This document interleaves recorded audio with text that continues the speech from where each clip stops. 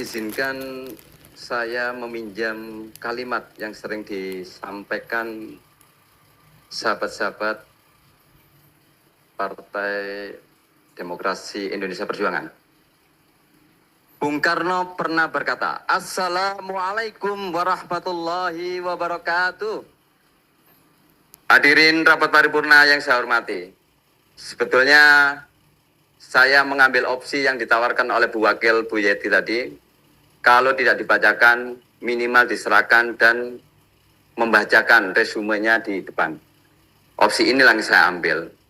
Alhamdulillah, pada reses sidang kedua kemarin, seluruh anggota fraksi Partai Kebangkitan Bangsa telah melaksanakan atau telah melakukan agenda reses dengan sempurna.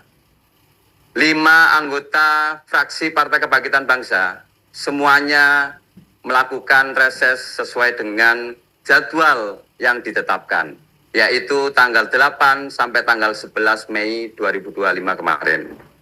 Dan saya perlu melaporkan hasil reses yang sudah di-capture, yang sudah ditangkap oleh anggota fraksi Partai Kebangkitan Bangsa. Ada 5 poin, ada 5 masalah, pokok persoalan yang tertangkap dalam masa sidang atau masa reses anggota fraksi Partai Kebangkitan Bangsa kemarin. Pertama adalah bidang infrastruktur.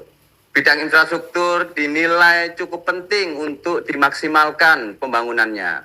Kenapa? Seperti yang disampaikan oleh rekan-rekan fraksi yang lain tadi, bahwa ketika turun hujan di Kota Depok ini, maka banyak infrastruktur yang seharusnya mengalirkan air hujan ini kemudian tidak mumpuni.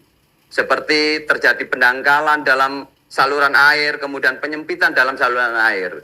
Ini yang perlu diatensi, yang perlu kami atensi kepada pemerintah Kota Depok agar segera menertibkan atau menertibkan saluran air yang semakin menyempit oleh bangunan masyarakat, kemudian pendangkalan saluran air ini perlu dilakukan pengerukan. Sehingga ketika nanti turun hujan, maka air hujan tidak mengakibatkan banjir di lingkungan masyarakat. Yang kedua, bidang ekonomi. Bidang ekonomi penting, perlu ditindaklanjuti terkait dengan semakin berkurangnya lapangan pekerjaan untuk anak-anak muda. Sangat bahaya kalau misalkan anak-anak muda hari ini tidak mendapatkan lapangan pekerjaan. Bagaimana mereka menyiapkan rumah tangganya, bagaimana menyiapkan kehidupan di rumah tangganya nanti. Ketika di masa produktif mereka tidak mempunyai kesempatan untuk mendapatkan lapangan pekerjaan. Yang ketiga, masalah pendidikan. Pendidikan hampir semuanya di dapil anggota fraksi Partai Kebangkitan Bangsa menangkap adanya aspirasi akan adanya pendidikan murah. Ini untuk menghindari berebutnya masyarakat untuk mensekolahkan anaknya di sekolah negeri. Dengan biaya murah di sekolah swasta, maka menjadi opsi terbaik ketika masyarakat prasejahtera, masyarakat kurang mampu, tidak ragu lagi untuk mensekolahkan anaknya di sekolah swasta.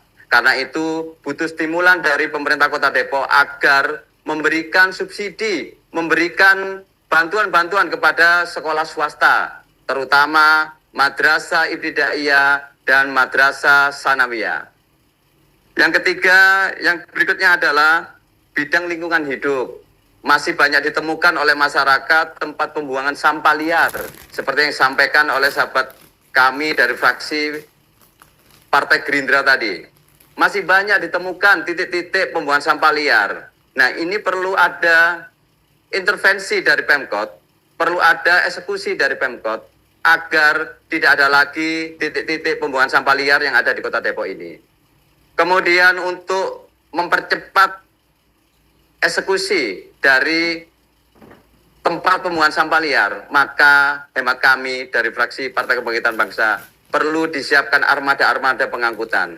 Sehingga ketika ada keluhan dari masyarakat, ini kemudian bisa direspon dengan cepat. Yang terakhir, masalah kesehatan. Ini kasuistik. Kami menangkap ada masalah pelayanan kesehatan yang kurang maksimal di salah satu RSUD. tepatnya di RSUD ASA. Karena minimnya alat kesehatan yang memadai di RSUD itu, maka tidak jarang RSUD itu akhirnya merujuk pasien ke RSUD yang lain. Dan mirisnya, rujukan itu selalu diantarkan ke RSUD Cibinong. Memang tidak salah, karena BPJS menggunakan sistem regional. Sehingga tidak salah kalau RSUD ASA kemudian merujuk pasiennya ke RSUD Cibinong. Akan tetapi alangkah baiknya jika RSUD ASA ini kemudian dilengkapi dengan alat-alat kesehatan yang mumpuni, sehingga tidak ada lagi pasien yang dirujuk ke sana. Terima kasih, itu yang bisa saya sampaikan. Kurang lebihnya mohon maaf. Wallahu muwaffiq ila aqwamit thoriq. Peduli umat melayani rakyat. Wassalamualaikum warahmatullahi wabarakatuh.